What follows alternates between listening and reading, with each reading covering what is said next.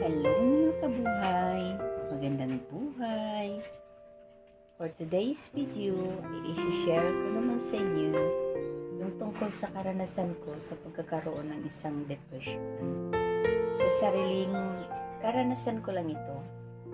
Actually mga kabuhay, yung depression ay iba naman talaga sa yung baliw. Kasi yung depression mostly, naranasan talaga yan sa mga tao nakakaranas ng mga matinding problema, may mga pinagdadaanan na malalim. Kumbaga, may mga pinaghuhugutan. Pero hindi sa lahat ng panahon, nararanasan nila yun. Minsan lang yan pasumpong-sumpong.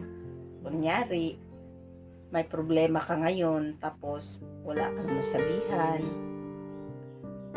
hindi mo mailabas, hindi mo siya ganong napalabas sa dibdib mo at sa utak mo. Kaya nalulunod ka. Minsan na parang mapapraning ka kasi laging sumasagi mo sa isip mo yung mga problema mo. Kaya magkaroon ka ng depression. Tulad ko, naranasan ko siya after giving birth. Kasi 3 months pa lang kasi ako noon. After I giving birth, nagkaroon ako ng matinding karamdaman. Siyempre, nangangailangan ako doon ng pinansyal at hindi rin naman sa lahat ng panahon kailangan ng taong nagkakaroon ng depression o pinansyal. Kailangan din yan ng mga emotional support galing sa mga taong mapagkatiwalaan niya. Yung mga taong pwedeng masasandalan niya.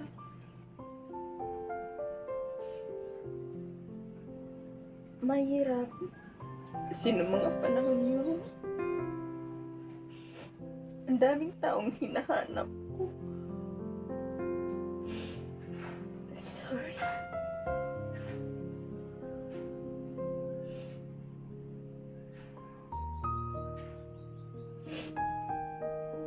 Noong mga panahon yun, hindi lang naman pera ang kailangan ko. Kailangan ko rin ng emotional support. Kaya ako nade-depress. Sabi nga sa akin ng doktor, madalas daw yung nararanasan sa mga babaeng kakasilang pa lang ng anak kasi malapit talaga sila sa postpartum depression. Pero iba kasi yung naranasan ko eh. May karamdaman ako. Ang dami kong pinoproblema no.